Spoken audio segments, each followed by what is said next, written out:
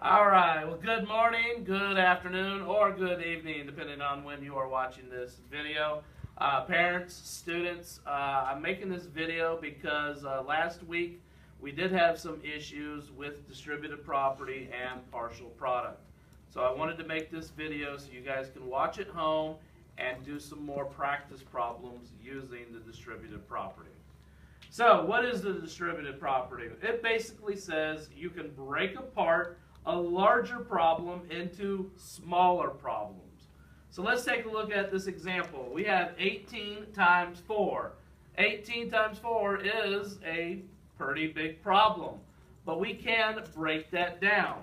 If you think about it, we can break 18 into two numbers. Well, 18 does equal 10 plus 8. 10 plus 8 does equal 18. But you also have to remember 18 is multiplied by 4. So when we have that 10, we have to multiply it by 4. And when we have the 8s, we also have to multiply it by 4. Now you have your two problems, 10 times 4 and 8 times 4. Well, 10 times 4 is easy. 10 times 4 is 40. And now we have 8 times 4, which is a lot easier than 18 times 4. 8 times 4 is 32. Now, all we have to do is simply add these back together, because remember, 8 plus 10 equals 18, so we have to add these two back together. 40 plus 32, we get, Damien? 72. 72. And that is our answer. 18 times 4 does equal 72. That is the distributive property again, breaking apart a larger problem into two smaller problems. But we don't have to stop there. Let's say we have another larger problem. Let's say we have a problem like 34 times 6. Wow. We can't really break 34 into two parts that would be easy for us. But we can break it into more than two parts. The distributive property says you can break it into smaller parts, not just two. It could be 3, 4 or more. So when I'm looking at 34, what could I break it into?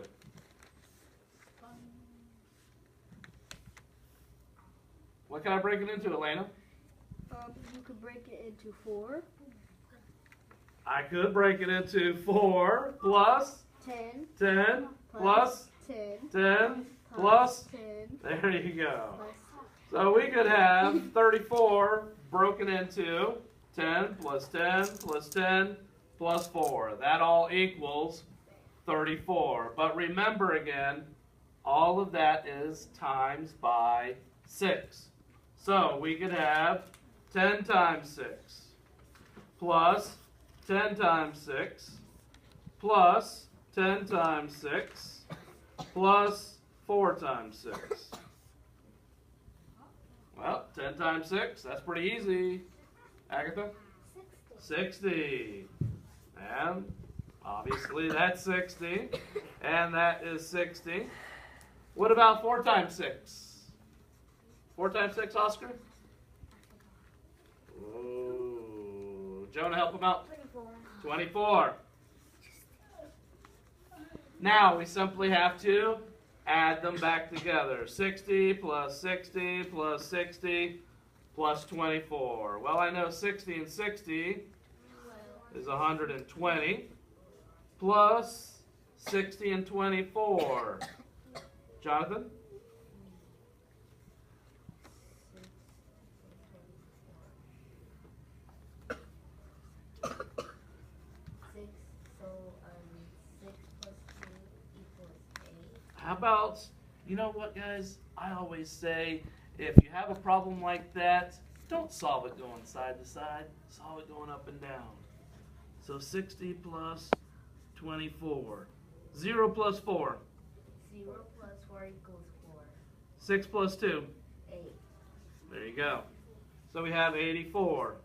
120 plus 84. Again, I don't want to solve it going sideways, so let's rewrite it going up and down. 120 plus 84. 0 plus 4.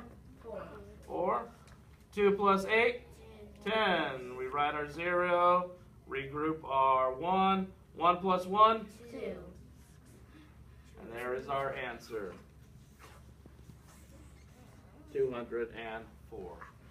So again, parents, students, when you guys watch this video, practice multiplying 2 digits by 1 digit. All right? When you do that, use the distributive property to help you solve.